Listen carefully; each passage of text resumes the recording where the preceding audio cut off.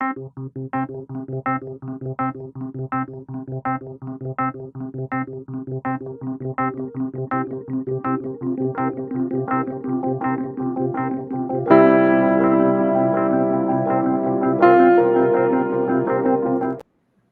everyone. Welcome to Burn News and Views with yours truly, Shay Dawn Burgess. Today, I'm very happy to be interviewing one of Bermuda's best known comedians. Many of you have seen her live, and now we're going to interview her to find out how she makes it all work. Help me welcome Miss Gina Love. Welcome, Miss Love. How are you, How you dear? doing, Dawn? Thank you very much. I Oh, I'm appreciate glad. it. I'm so happy you actually were able to accommodate us. So I've known you for many, many years, and I have to Yes. honestly say I did not know you were this big time comedian until I kept seeing your picture, and I'm like, okay, Gina Love, Gina Davis, same person. So how Mhm. long have you been a comedian?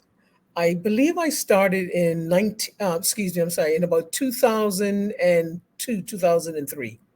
So when did you realize that, hey, I have a gift for this? I can really make people laugh because you really are, some people can do it naturally, which I think you are, your natural talent. And some people have to really, really work at it, but you just seem to come at it naturally. I think it's a combination of both, to be honest with you. I know I always liked comedy, and I always used to say, I could do that, I could do that. But when I was a little younger than what I am right now, I was reasonably shy. And I was in a play once, and part of the play we had to do a talent, and I am talentless, I can't do anything. And Patricia Nesbitt, she was the person whose play I Oh, was yeah. in, she said, why don't you do some stand-up, because you're literally so naturally funny. You really are. Yeah. And I said, you think so? She said, yeah. And so I did my very first routine in one of her shows, and Gina Love was born. Fantastic. I So was oh, oh, go I was ahead. I was going to say also, when I first came back to Bermuda, like after university, and I went to a show that Bootsy had, and I still remember to this day, Dave Chappelle was his guest, and Oh, at yeah. the end of the show, they were having this competition to see who could tell the best joke, and I was saying to my cousin, I could tell a better joke than that. I could tell a better joke than that. And eventually, she encouraged me to go up, and I told a joke. It was better than everybody's, and I won. All And that's the right. first time I've ever won anything in my life. So I should have known then in the early 80s that I could have done this. All right, just for our audience sake, we should state that we're both educators. Yes. And I was just wondering, like, how do you come up with some of the material you use? Because I know in education, and I'm not making fun of education, but there are some funny things that happen in our line of work. Let's be real. Yeah. But this is true. Now, oddly enough, I've never really thought of using anything that occurs in school in any of my work. Hmm. Um, I guess sometimes you're just so close to it Right. that you don't see the funny, you just see the work. So I seldom tell school jokes. I don't even think I've ever written a joke about anything that occurs in school at all. And I have performed for school audiences, Okay. but I've never really done it. It's sometimes it's just in the moment. Like if I'm doing something for school, like I've done Spring into the Arts. My very first real live doing Oh, anything on stage was a Spring into the Arts, many, probably like in 2000. right. And apparently I was very good and very funny. And I still never thought of myself as a comedian at that time. Right. So But now, you're basically in a male motive saturated, I should say. A lot of males are comedians in Bermuda, and yes, you happen to be, I wouldn't say the lone comedian, female comedian, but you're not one of a few, right? well, I've been the only female That's what I comedian thought. Yeah. for Uh-huh. years.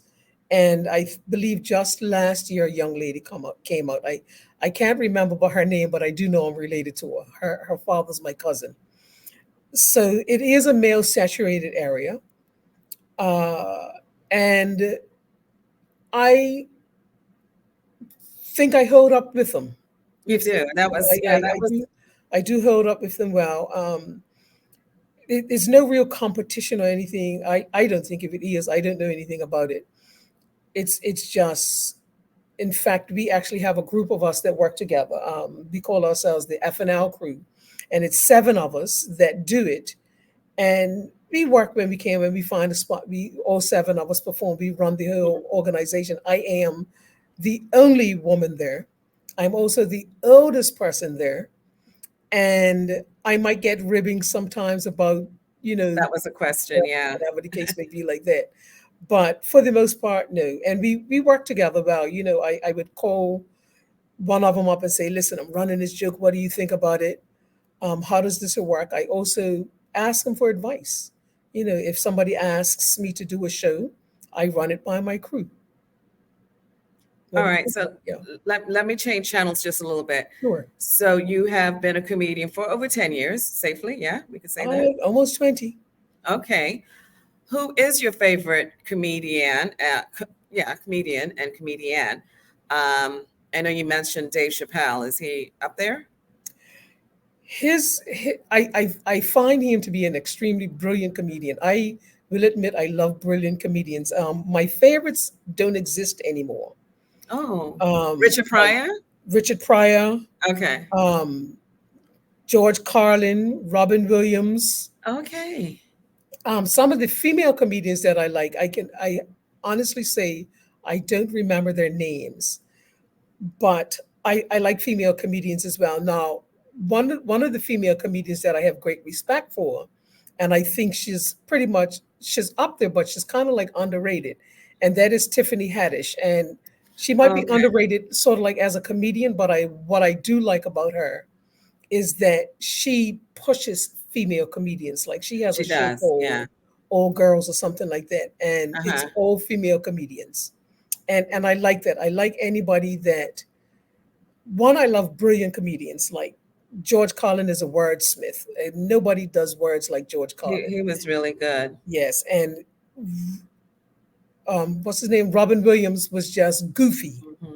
Right. and Richard Pryor was just And culturally funny, and just like he related to me as a black woman and as a black person, but at the same time he was just amazingly brilliant.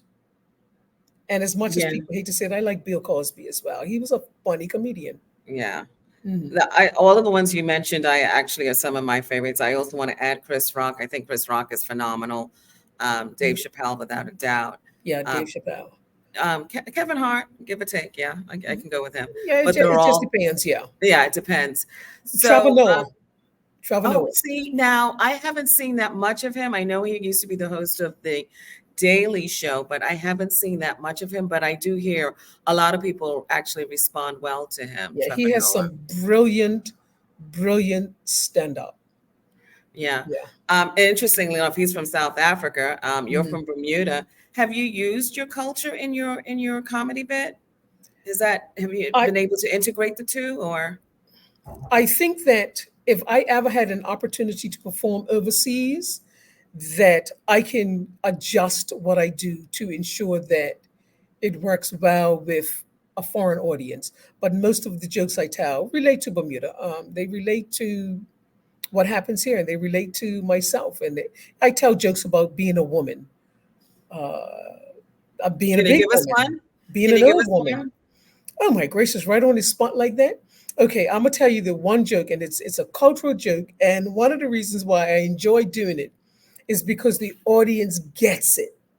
So I tell this joke about how when I was in my teens and I'd be walking through town and I would sashay across the stage like I'm walking real dickty, and guys would speak to me and they'd go, "Hey baby." And then when I reach my 30s, I'm walking through town and guys would go, "Sister." And then I hit my 40s, and they go, "Auntie." Yeah, And then, yeah, of yeah. course, now that in my 60s, then when I was in my 50s, they would say "moms," and I'd make this joke about how most of them are guys that are older than my own son. And Okay. then I say, and now that I'm in my 60s, I hear babes, and usually it's men that are in their 70s. And so I don't tell it, of course, like that, but that's a Right. joke um, that people like. That's very, very culturally Bermudian. All right. So now we were talking a little bit about feedback. You got feedback from some of the male comedians you've worked with. Mhm. Just name a few of those locally, if you don't mind. Like I know Bootsy was Okay, one, Bootsy, I work with a lot. Nadanja the Dungeon. and Jonathan Young. Like Okay. those are definitely and without a doubt the three guys that if I have something I want to run by somebody, I would run it through them.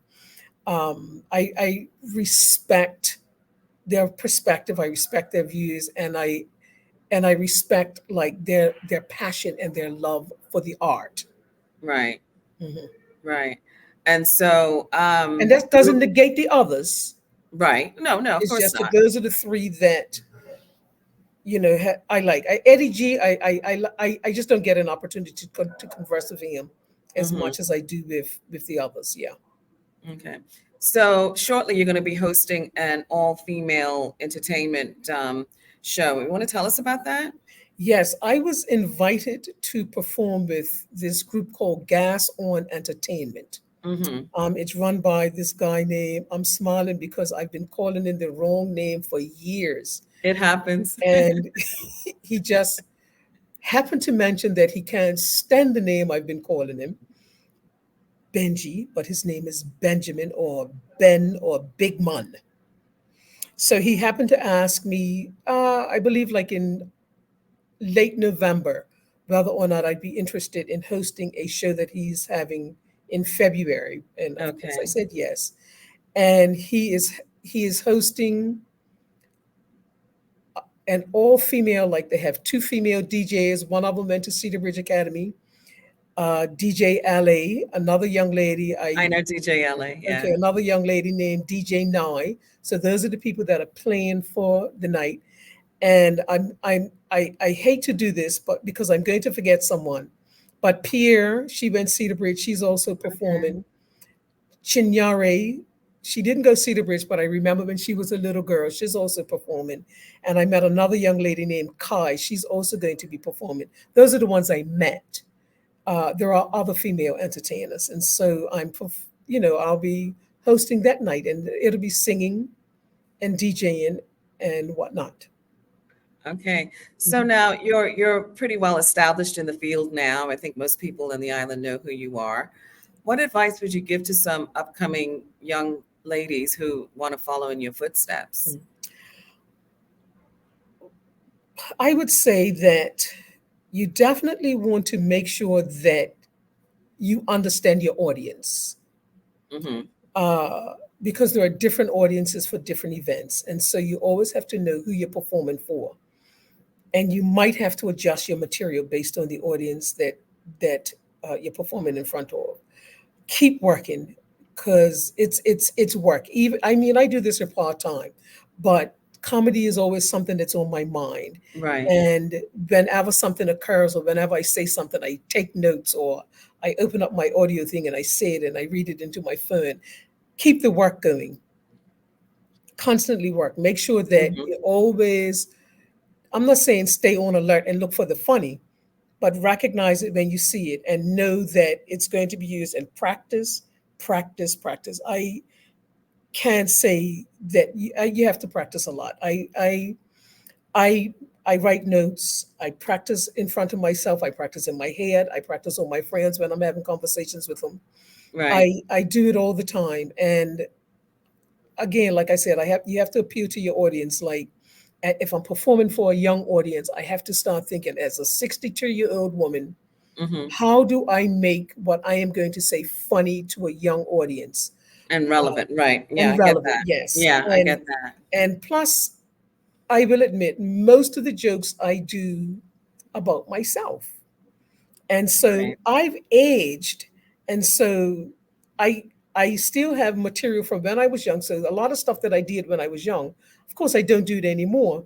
But it's funny to take it from, yeah, I remember when I used to do this, and Mm-hmm. now it looks like that, and you just find all sorts of ways, and it's every situation. I do this joke about how I used to dive off the cliffs all the time. That's all I did. I jackknife swung it off a cliff.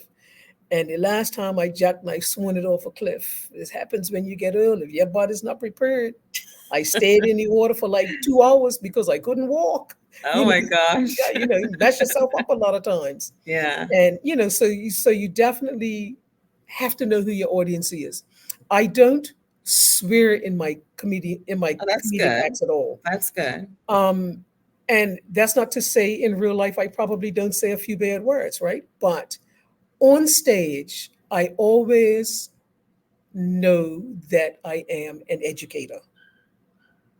And And so I that's a good point that you mentioned that, because I know some of our students would say to you, "Well, you said such and such, and now mhm, you're telling me this." Then right, it's sort of a contradictory thing. So you're trying to keep it right. streamlined. That this is what I Yes. do, Yeah. and I'm mindful of that. So Yeah. kudos to you for that. Yeah. Yeah. So I don't do that. I mean, and that's not to say I might not tell an off-color joke, but I'm Hmm. human and I've lived Right. a life. And so, but oddly enough, that's one of the reasons why I'm Gina Love when I'm on stage and not Gina Davis. Right. I have to separate the two, but I'm still cognizant of that. People look at me and they say, that's the teacher. In fact, when I first started, that was one of the criticisms that I did receive. Yeah, teacher, and you're on stage doing stand up.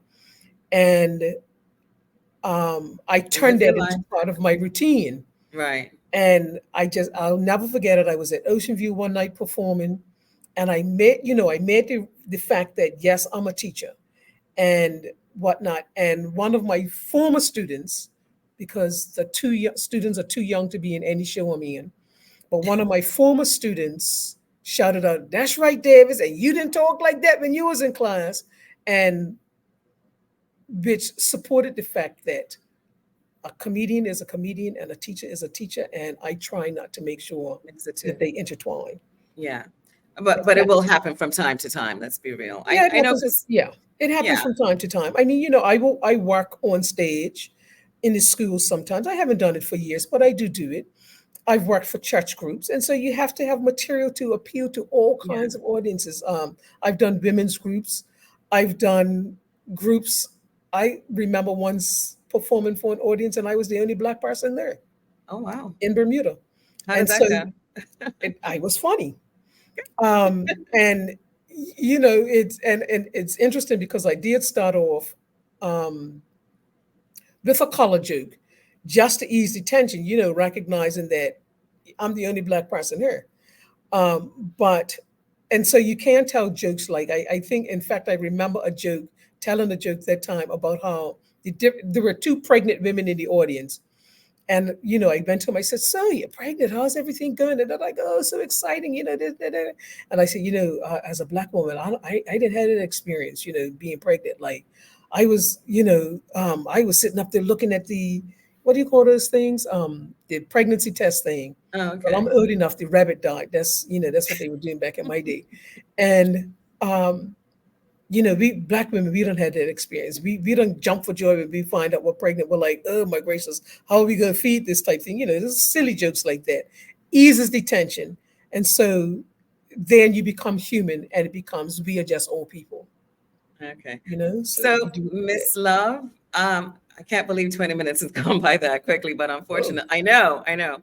Unfortunately, our interview is basically over. Just give us one more time about the upcoming program, the show that you're going to be having February 10th that you're hosting. yes, Just give us that information. it's okay. It's called Love Life, Hmm. Love Live. I'm sorry.